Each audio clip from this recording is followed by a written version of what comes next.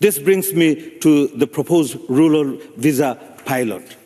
Members have outlined the many issues caused by rural depopulation and the inequalities between regions as a result.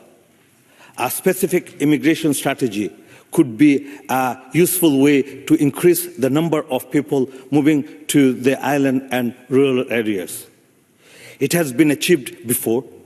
My colleague Rhoda Grant mentioned that Scotland has previously had immigration schemes such as Fresh Talent during the Scottish Labour government. But the major issues which remains is that at present people do want to live in rural and island areas, but are forced to move or put off by a lack of economic opportunity, lack of housing, and high cost of living, which the Scottish Government has allowed to take hold.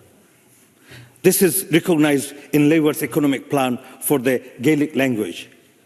If the Scottish Government wants to attract and retain people in rural areas, tackling these issues has to take priority.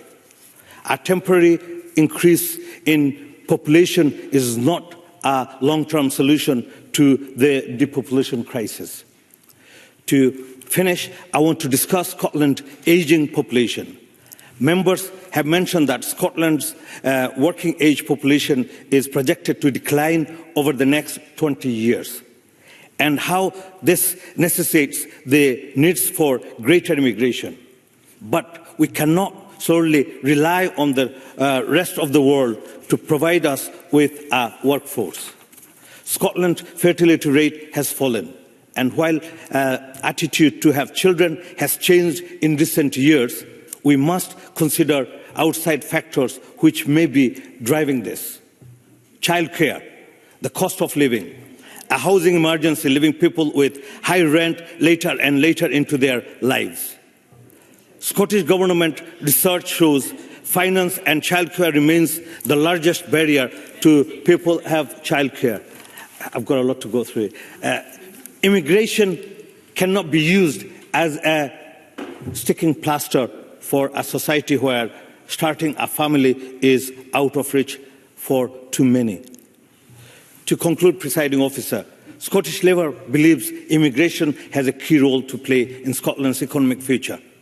The immigration system should reflect the needs of the Scottish economy, but immigration cannot be used as a substitute for skills development or tackling the root causes of rural and island depopulation.